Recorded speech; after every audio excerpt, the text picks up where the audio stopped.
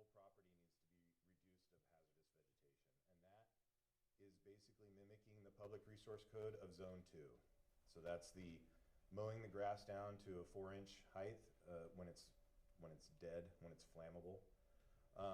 Clearing out dead brush and limbing up trees up to 6 feet, and spacing out that brush component so that basically it's going to reduce the intensity of a fire, and it'll give fire crews an opportunity to get in and stop a fire, but it also will help reduce the size of fires, the impact, and what we're hoping in the long term of this is once we get them, we're never going to have 100% compliance, I'll be honest. Like, we'll live in the real world, but we're going to get much better than we are now, which we're already pretty good, and that's just going to reduce our large fires. We're a very proactive law enforcement and prevention unit in Shasta County because we've seen devastating fires that take lives and take businesses and take homes. So we are really trying to get ahead of that with this ordinance to not have those ever again if we can do that. So, so our goal is to, on the 2 acres or less, it will be, the whole property will be reduced down to the Zone 2. And we understand that people use vegetation for privacy, and that is going to be factored in. We are not asking for moonscaped properties, okay?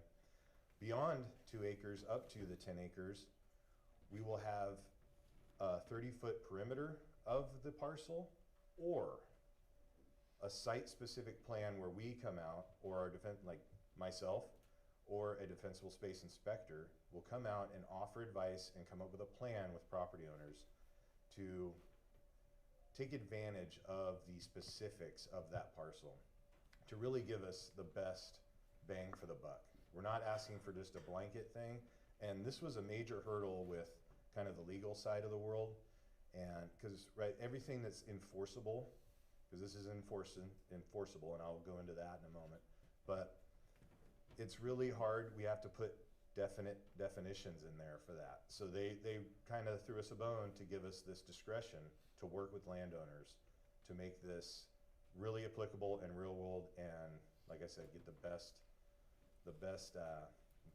efficiency for the work that needs to be done. So with that, we will have more inspectors through grants to come out and be working with the public and offer that education and really get them on board with this. So a site-specific plan can be infinitely variable, but we're looking at that Zone 2 of the Public Resource Code 4291. So on the enforcement side of this, it is an infraction. So it can, like a parking ticket, you can get a citation from a law enforcement officer, and it'll be a small fine until you get into compliance. It can be up to a misdemeanor, and with that, it's all the standard enforcement levels of fines and potential jail time, but I don't foresee that. But it is in the ordinance, so it is a law. It's an ordinance in Shasta County. So that's where we wanted to go with this, because we didn't have that teeth before, and those are avenues that we can take to really help, the bigger picture, keep Shasta County safe, reduce the threat of wildfire, reduce loss, and in our long-term goals, granted, we do not control insurance like was stated, but in the long term, if we see a reduction in devastating fires that don't impact our community, that should be a natural effect, natural bonus of this ordinance. Okay? And then there is also the code enforcement component of it, that basically the work can be contracted to be done, and then a lien placed on the property to recoup those funds and to keep a fund going, that if there's property owners that just can't or won't come into compliance, we'll get them there. On that same side, there is grants available and money available for contractors to come in to help those that can't afford it, because that's the last thing we want to do is stress anybody that can't financially meet this standard. We are going to help them. We're going to do everything we can to protect this community. That is the priority with this ordinance. So that is the ordinance in a nutshell. There's a lot of questions that will come with it, I'm sure, because it is new, And it is, it was an existing ordinance that we updated when we found shortcomings with it. And so that's what we addressed. And we're really hoping to move ahead with this and see a real positive change in the community for it. So I think with that, it's pretty short, but if there's any questions that I can take on that. Yes? Yeah, so just in reference to some of the calls that we get about, you know, my neighbor's property, what exactly is the procedure for that? If you have a property next to you that you think needs to be dealt with, how would a resident go about starting the process of getting that property looked at? Okay, so just in case you didn't hear, the question was, how do you get your neighbor if they're not in compliance? What's the process to get them, basically the process to get them into compliance? Who to notify, who to call? So it's gonna mimic the Public Resource Code 4291, where you call the Shasta County Fire Department, CAL FIRE front office, and they will take your information, location, all that, and it'll get filtered to our DSIs, our Defensible Space Inspectors, and they will come out, and that's where the process will start. And they're really good. They've been doing this for years, right? I would imagine anybody that's in here has probably had their door knocked on by a Defensible Space Inspector at some point, if you live in Shasta County. And then that will get them on the radar, that we will offer all the avenues to get them into compliance. Does that answer the question? Yeah. In the back? So the homeowner that calls to CAL FIRE that can't get their defensible space because of the neighboring property, does that house have to fail a defensible space inspection for this to move forward? Yeah, so the question, does it have to fail to move forward? A lot of times it's just education. We go there, and sometimes neighbors don't always have the best relationships.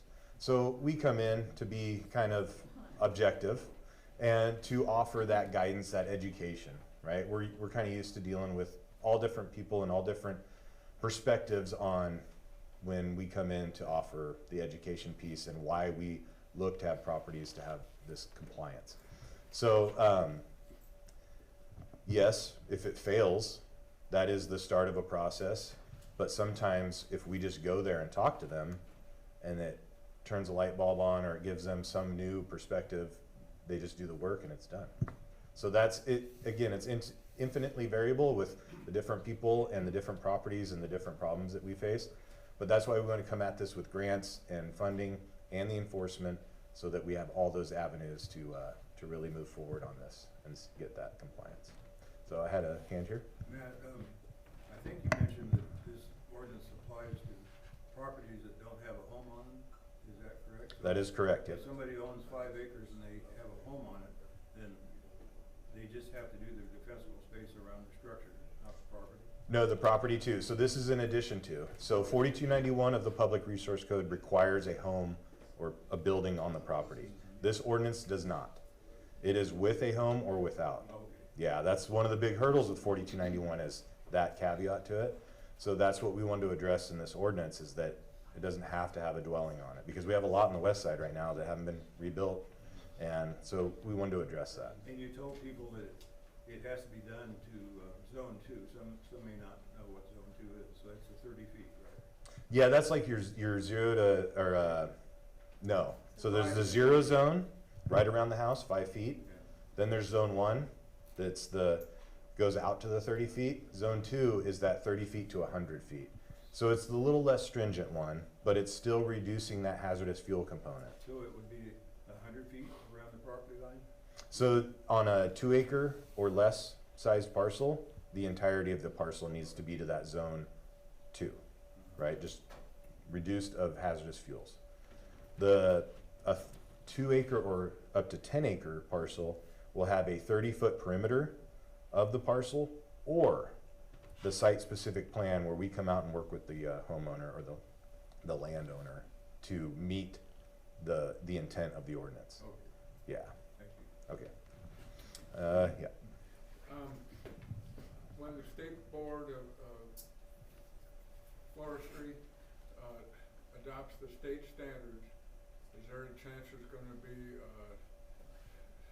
a conflict between the two laws? I'm not familiar with, so the state board's looking at adopting, Zone 0? Oh, the zero zone? Yeah, yes. Yeah, I know that's working through the legislative side of the state. I don't, so that 4291 deals with around structures, and we're beyond that. That deals with the 100 feet around structures. This ordinance doesn't address that, it goes beyond that. If you think about it, it's more of a parcel. We don't really care if there's a home on it or not, right? Because that's not in the ordinance, it's the land, the parcel. So if that makes a little more clearer, so. Where do we go to read the standards? So if you Google like Shasta County ordinance, you'll be taken to the website and you can navigate it. It's I should know this like right off the top of my head because I lived in this for like 2 years, but I believe it's 8.010, and then that's the start of it, and then it gets down into it. It's under the defensible space fire prevention, and you can read through it, and it's all online right now. It's published out there. It's codified. It's in the ordinance, so it's active now. Right here. Yes, I had two questions. One was, okay, I live next to the Happy Fire, and there was two residents. One had just moved in, and they had a fire, and then the other property, fire happened the day before they moved in. But there was, I learned about, you have to have a defensible space inspection when a house is sold. Correct. And are there levels to it, or, because I don't think anything happened on that particular house, but it was just, from what I could see, it was just like, you know, wood fence or wood gate right up to the house, a wood pile pretty close to the fence, and some juniper that was like growing up, you know, the front of the house, that kind of stuff. Yeah. So is there like levels of it? Yeah, you have to fix this, or you don't, or just advisory, you know? It's written into the policy of realtors, right? When a house is sold, Right. when it goes through escrow and it changes ownership, there is a 4291 inspection on it. That is dependent on realtors following through with that. So that's, we have a full-time permanent year-round person funded for that. And if they get notified to go in and do the inspection, they do it and they give it to the companies and the parties involved, and then that's where it ends. We're not the enforcing agency on that, if that makes sense. So if you come back 2 or 3 years later, whatever the cycle is, and inspect our house again, and nothing's changed, somebody has to complain to have something done? Not necessarily. If it's failed the first inspection, we have a process to re-inspect and we give timelines and all that, yeah. The other question was about one of our fire trade leaders, supporting this defensible space thing. Okay, so she has a long driveway, and her neighbor, the fence line is right there. He's got lots of a lot of overgrowth. The limbs break off and line up in her driveway. She can't get through. Her husband's got to go to the hospital regularly. But anyway, so she complains to CAL FIRE. What's the the length of time or before something?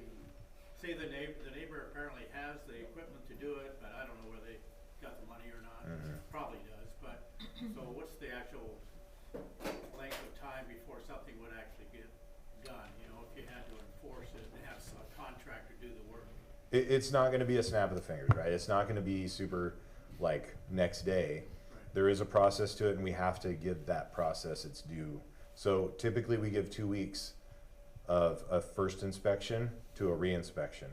And what we're looking for in that 2 weeks is progress, not necessarily complete, but progress. And then we can work with the homeowner. We're always going to default to working with homeowners and property owners. But if we're just not getting anything, then it's going to go through the process. And being that this ordinance is new, but we're going to use existing processes like code enforcement, doing that work, getting a contractor in. So we're looking for timely, I'll tell you that, but I can't tell you exactly what that timeline will be. But there shouldn't be any legal expense for the homeowner that's complaining, right? If they incur legal expenditures, then that's going to be a civil issue and not a criminal issue. We live in the criminal world. I should say. But once we go to the code enforcement, that is civil, but that's between the government and that property owner. We're not going to do that civil side of it between property owners lives in the civil side of it. We don't get involved in that, if that makes sense, right? So We got lots of questions. You were next here. The CWPP, is that what we're talking about here? The Community Wildfire Protection Plan? No, No. no. So it's different. Yeah, this is just an ordinance that I updated that is gonna help with all that. It plays right into it, but I'm just ordinance. Okay. Yeah, speaking to that today. Yep. How many DSIs do you have for the county? We have no county DSIs. For state? Or Yeah, for state, so we are funded for one full-time permanent, and then I believe, it's changed recently, so that's why I'm not totally sure, because the budget, the funding, it's all very dynamic right now. And I don't think we were able to fill all those positions last year due to injuries and other personnel things, right? But I believe we have 6 total 6 total? for Shasta Trinity unit to get out and do that. With this ordinance and this grant that we're getting in conjunction with the ordinance going into effect, we do have funding for additional 4 DSI county inspectors. So we're looking to hire them, get them trained up, and that's for a 2-year, and then we're looking to hopefully make this a funded thing for the county. That's our goals. I think I had it, yep. You go ahead, ma'am. So what if someone lives on a larger parcel and in order to get 100 feet of defensible space around their house, if that goes onto their neighbor's parcel? Were you saying earlier that if you have a parcel that's between 2 and 10 acres that you have to clear the property line? Yes. So up to 10 acres is all that it's applicable to. Okay. So if it's beyond 10 acres, that ordinance is not applicable. But if we do run into where we have homes that are near the property lines and we need to get that 100 feet of the 4291, this ordinance will pick up that and get that clearing onto the neighbor's property to achieve the 100 feet of clearance for that residence. Okay, great. Yep. For those that can't afford, or unable, too old, whatever, there's an organization called Team Rubicon. It's primarily veterans Mhm. that will do some of the work, Mhm. not all, at no cost to the homeowner. Are you affiliated with that? TR member, yes. I would like to speak with you, and I'll get your information so that we can make that known when we go out and start doing that. Does that sound good? So we'll talk after this.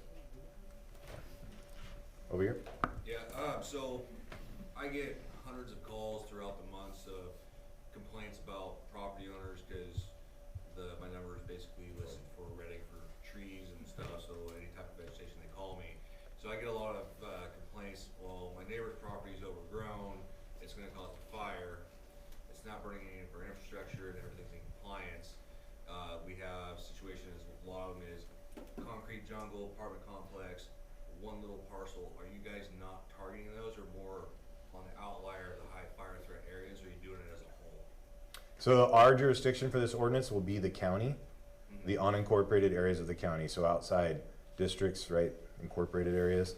However, those jurisdictions can adopt any county ordinance and run with it. Okay. So that, yeah, we have to live where we have jurisdiction, because that's the world we live in California, so we. I was just wondering, because a lot of times, like, my voicemail box goes like this, and I'm like, call code enforcement, call this, because I still go out there and see if there's any type of RU infrastructure that's out of compliance or anything like that, but it's like, we're not here to clear your whole property, Mhm. but we just say, hey, call code enforcement, maybe they can do something, but I didn't know if some of that stuff incorporates to the inner city or not. Yeah, that would be a great question for our cooperators of the City of Reading Fire, and they can, they have their own program, and they're very good at it, so they can address that issue inside of their area. But I will say, if you run into those, you're getting those calls, you can always say, hey, call CAL FIRE for any vegetation fire concerns, and we can come out and address that and get it inspected. All right? Yes? So who do we contact for a site-specific defensible space inspection? So that would be the 225-2418. That's the front office to CAL FIRE, Shasta County Fire. And that will start the process. You say that I want a defensible space inspection, they have a form they fill out, they get it to our DSIs, it's scheduled, and then that's how you get this site-specific. We're gonna train all of our DSIs once they come back on board, because a majority of them are seasonal. and they're not employed right now. So once we bring them back on, and they'll be out and available. We do have the one permanent full-time, so if you call any time of the year, you're gonna get a response. Just know that it's one person rather than a team of 6 or 10. It's 225-2814. 2418. 241. Yeah. Thank you. Yeah, and if you Google like Shasta County Fire, that'll get you the number. Yep. Are you available to come to some of our educational meetings for our communities to explain this ordinance? I sure am, and it's in my calendar already. Yep. That was sort of my question. We need speakers for our meetings, and we happen to be close to the unit on Canyon. Mm-hmm. But the personnel keep changing.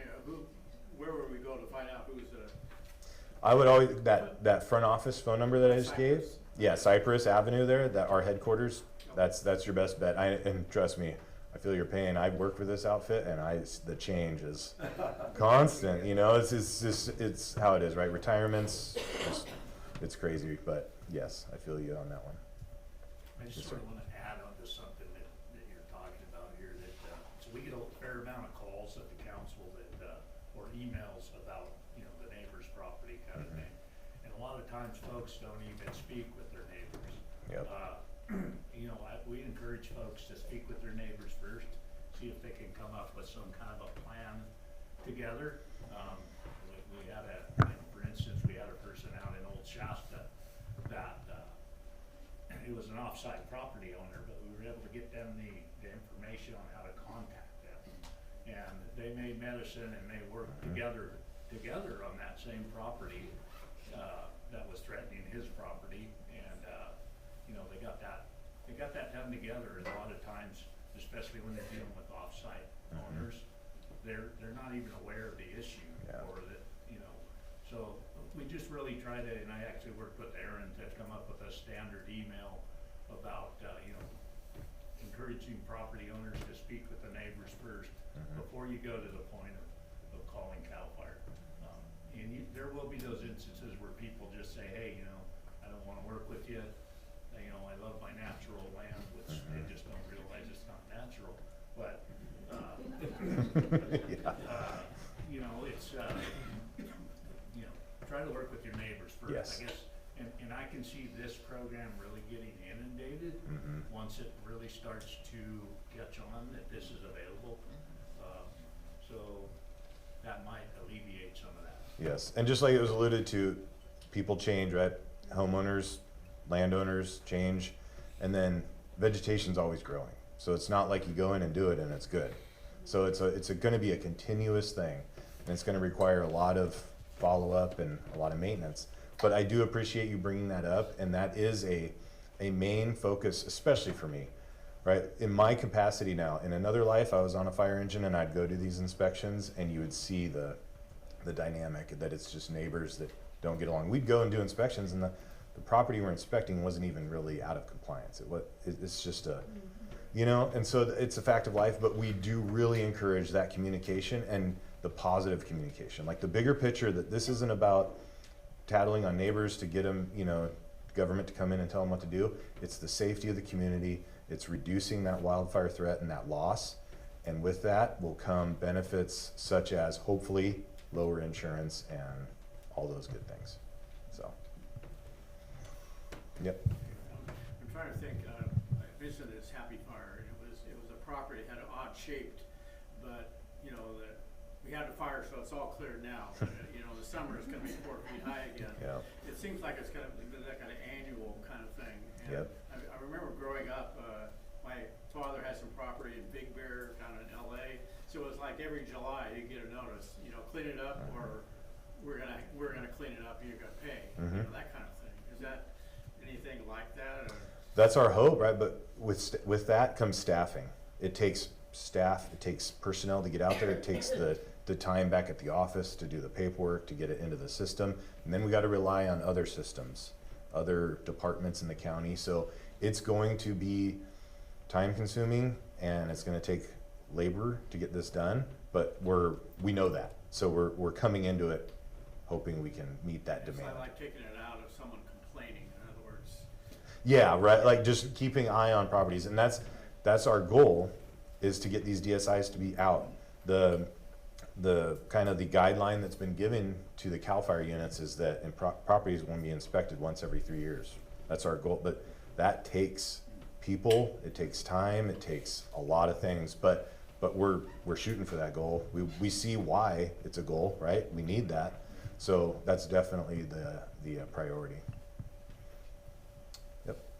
I know you talked about this a little bit earlier, but could you go over again the rules based on acreage size, Mhm. going up to below 2 acres and above 10 acres? Absolutely. So 2 acres or less, whole property meets zone 2, right? That thinning and that mowing of the grass.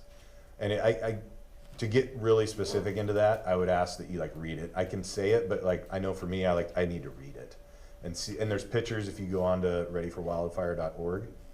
That there's pictures that really help.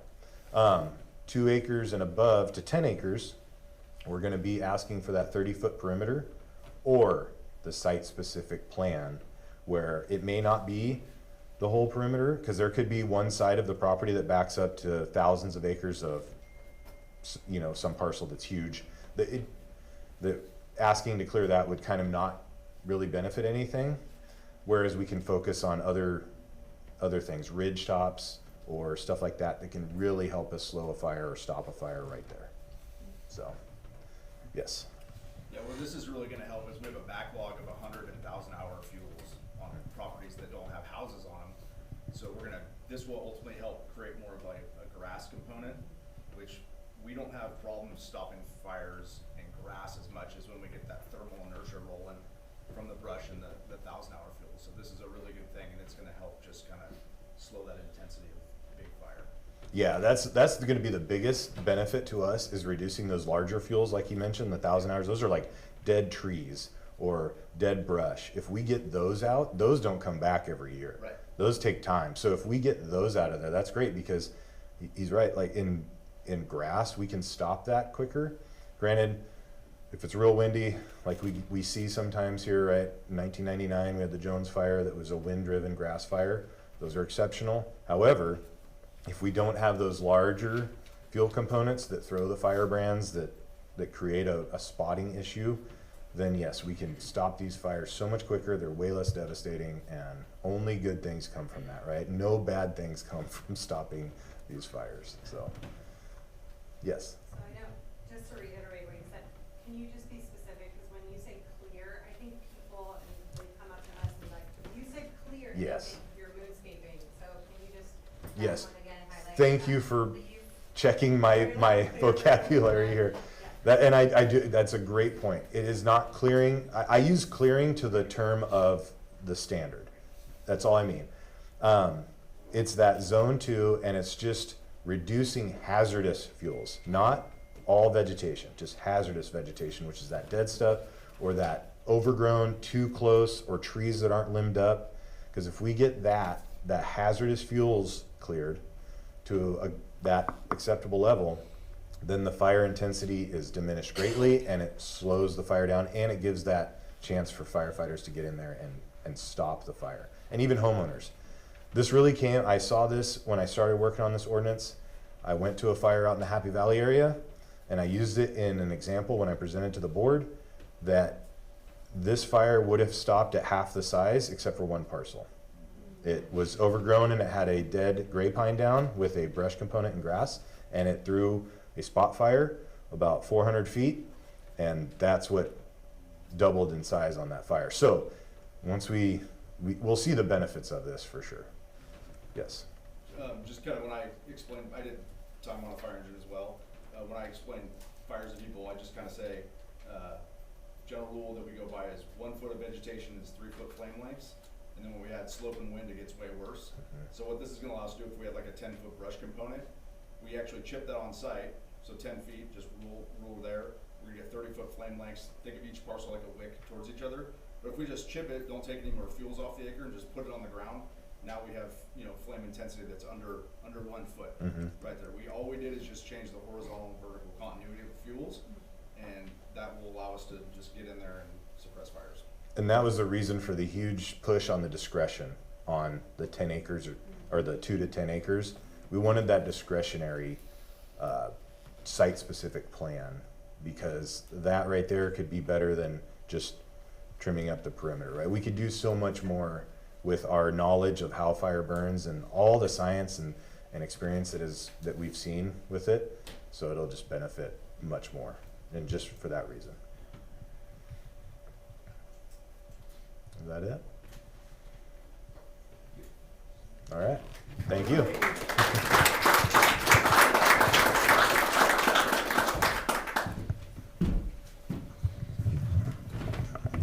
Matt, thank you for your time. That was very informative, and maybe we can team up on some of those grants.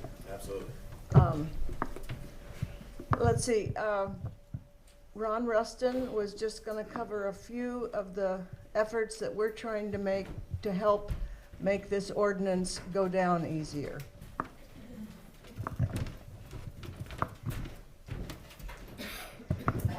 Okay, well, I mean, for us, obviously, one of the ways we can help people meet those defensible space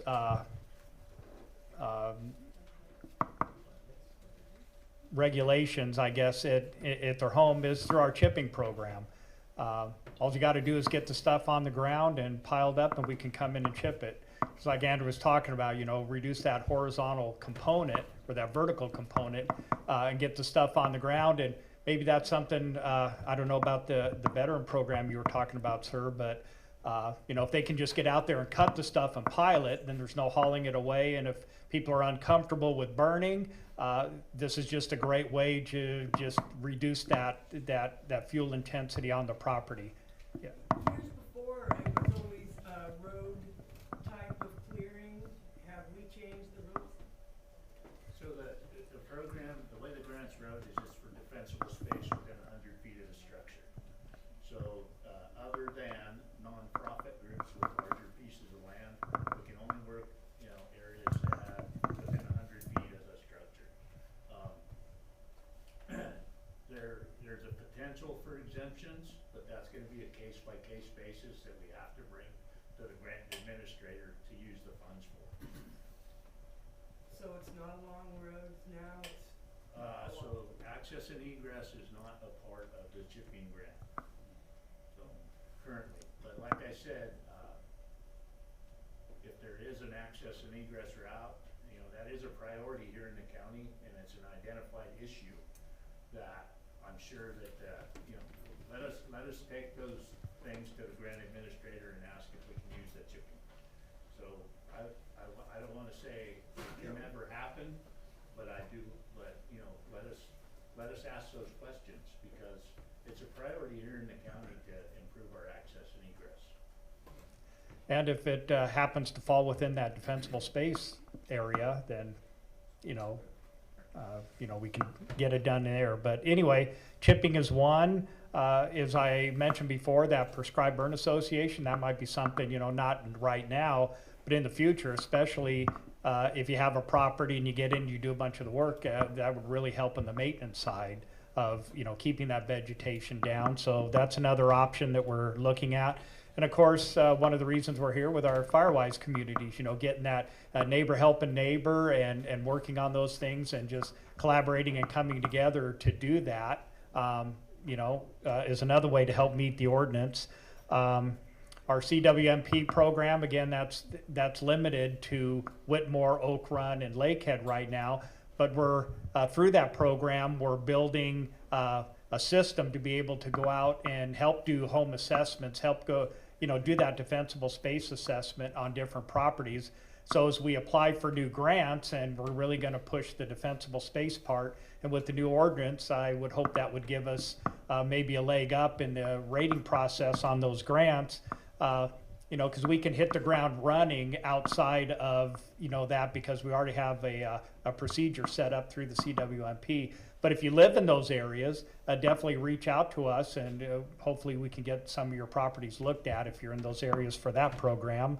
And again, you know, we're just continuing to seek those grant opportunities, and I know one of our focuses for grant applications is for defensible space. And if we can get that defensible space grant, again, we can pretty well hit the ground running, helping people start getting that work done and meet the ordinance requirement. So right now, that's really what we can do to help. So if there's any ideas, any concerns, we can talk about those at the Firewise meeting. But you know, we're hoping to continue to move forward just to help people become, as part of our mission, to be more fire resilient here in Shasta County. Any questions? Okay, thank you.